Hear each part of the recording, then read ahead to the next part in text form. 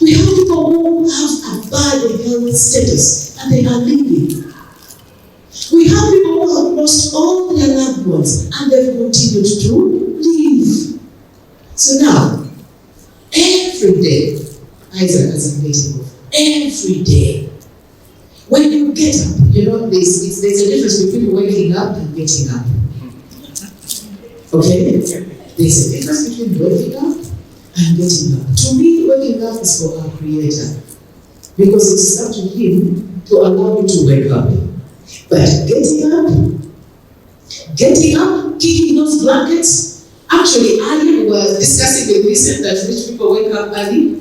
Kicking those blankets early in the morning is our job. So every morning as you kick those blankets, check your willingness to live. Thank you very much. Another big one before. Like we say, it is a conversation. It is a conversation, and we only have the leaders of the conversation. I will ask Vincent to engage us. I'll start with you, Isaac. I'm listening. You said your rich man is By far. money paid ahead. Please, to good schools as well. And the children those whose school fees already paid, but they're not going to school. Very good. You had a will to be where you are now. I take it now. I believe It's not about money. Sure. Never. And sometimes this leads to another point. This will to live sometimes doesn't need a lot. Note it down. This will to live sometimes just need something little to touch it up. Recently, I want to deliver this point. Recently, a young lady came in Uganda all the way from Norway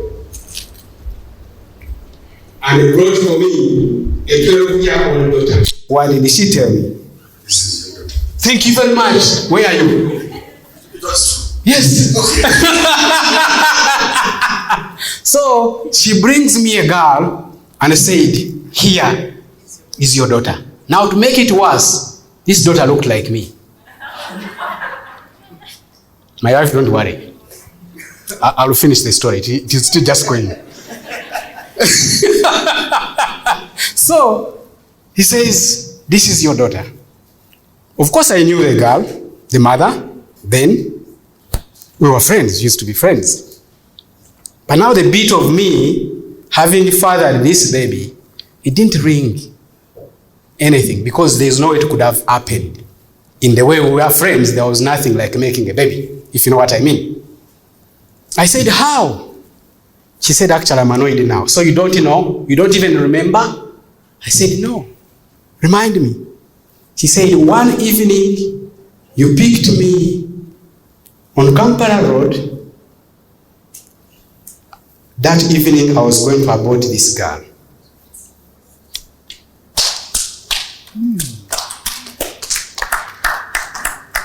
And honestly, I didn't remember. I said, "Okay, then what did I do?" She said, "You took me home. When we were parting, you touched me in the back and said, 'It will be well.' That is this baby. That statement is this child, and this child is yours." So if you think that you're going to touch somebody's will to live by paying money, you could be misread. Some of us have the money. But we have the money. We go in these tinted cars, but crying inside. So it's not about the money. That person doesn't need money. Something small that I parted, I don't remember. That I just parted her and said, "It shall be well." Because I knew the boyfriend, they had fallen apart, so she was like, "I'm cutting from here. I can't carry pregnancy of this person." The following day, they boarded a plane and went back to Norway. How many of those people have you met? But you think maybe they want money. Maybe they want your car. Maybe they want your house. Maybe they want your qualifications. All they need is a word I wanted to introduce you one important person. My mother is in the house. Mama, I really love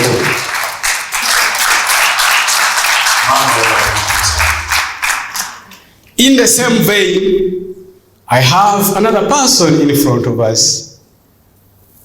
Mugenyi Noman, the primary school teacher.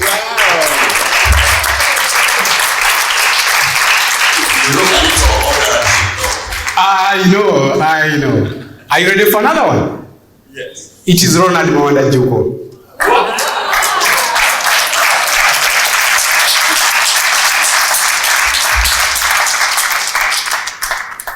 Never forget somebody who has ever touched your will to live. Write it down. Never forget somebody who has ever touched your will to live. It is you to recognize. You might give me a car, but I don't feel that you touched me. You might take me to Serena, but I don't feel that you touched me. Yet you take me to a Kafunda somewhere downtown, and I feel that this time round, somebody has touched my will to live. Never forget that person. Now, if I start mentioning names, we are all going to stand up. Can I stop there? Or I remind you, each of you, where you touched my will? Isaac, I just did. This is the newest person that I've met recently. But by him accepting to my BMC, if he wasn't here, it would have been different. He just touched my will to keep pushing on. You have to talk from me. Now, if I can mention him, then I can mention all of you. You have touched me. And if I have also touched you.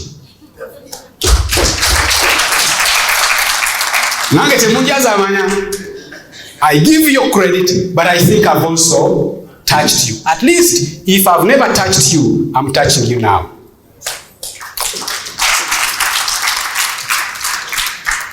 The next conversation we listened before we came in here, and we came to a conclusion that our will to live, our choice, our struggle to survive, like you mentioned, and you had all those, comes from what we did. It comes from a thought. Hope you're coming to that point. So I wanted to so that it was a beautiful conversation. I wanted it to come in here. Thank you very much. There's nothing we cannot overcome. And I'll give, just allow me 2 or 3 minutes, I'll wrap. We were in school, we were doing my master's, and I had my baby. I got pregnant then, and then I had my baby, had a birth, my baby at 7 days, the checkup, went in, was put on oxygen for 12 days, rather for 5 days until he was 12 days old, and then went to see another doctor, and we had exams when that boy was 21 days old. Meaning 12 days, then we were left with 1 week to do the exams. Now, I had this friend of mine, and he said, Wendy, we are going to see these exams together. I had a choice. I was breastfeeding, my child had been sick, I was stressed, first-time mother. I mean, the world feels like you're carrying the world on your shoulders, you feel like you're carrying the world on your shoulders. I was doing it on my own. My support at home was at nanny. So you can imagine. So this gentleman said, Wendy, where are you going to study from? Let's find a place near your house. You're going to breastfeed this child. You're going to express milk. You're going to study. You go lunchtime. You breastfeed. You express. You come back 6 p.m. You're studying until 6 p.m. And then I had a friend who would also come in and check. And we ended up sitting for the exams. But then that's just the tail end of that story. And we traveled and graduated together. We were on the same day graduating. But that's just the tail end, because that is a pregnancy that this person supported me through. And he's the person speaking to us today, Vincent. Wow. What I understand by the will to live is being intent, being intentional to live. We are living in a world of very many choices. You can choose choice A or choice Z. So it's a choice that you make. You purpose every other day to wake up in the morning and have a purposeful life, an intentional life. Not to just go through every other day like you wake up, you're like, okay. Another morning, you wake up, you're like, but what are you doing that is adding purpose and intention onto your life? So I understand it by being intent on intention at living. Thank you. Another man's will to live is as important as your will to live. Write it down. Another man's will to live is as important as yours. Why? When we went accepted to do classes and finish and graduate, I had no choice but to graduate. It wasn't easy on my side. I didn't tell you, Wendy. But when Wendy said, I'm going, I said, then who am I? It was automatic. I had to go. Yes. So another man's will to live is as important as yours. Can I expound a bit on that? That when you're okay, I'm okay. If you have a family member who is going down in your family, you can't be okay. If you have a friend who is not feeling well, if he's a genuine friend, you are not okay. So another man's will to live is as important as yours. The will to live today comes or can be contextualized in this way. Life has so many. The list of options of life are so many. But it's up to you to look at that which will make you thrive and appear in a better way. The will to live is my capacity, my ability to make the best option among the endless list of options that will take my life into a better shape. Thank you very much. There are much more than I can talk of thousands of examples of how we can overcome challenges. The biggest challenge is that we roll our lives to the problem where we identify a problem. That is where we say we will. No, let us look for positivity that can take us ahead in life. Thank you very much. We normally say it was God's will. The question is, what was your will? And what did you do about it? Okay? God can make the rain the entire village. That is His will. What was your will in the rain? And what did you do? So we can build churches. We can print Bibles in different versions. But what do I do with that is my will, the will to live. I wish this. Now that wish hinges from your will. Even the priest will wait in church. Do you know that? They will wait in church.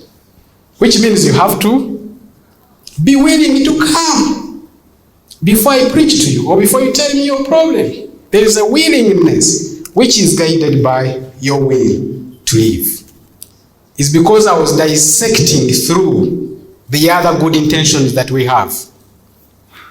Hard work, knowing your purpose, the grace, the people who are helping you, the parents who gave birth to you.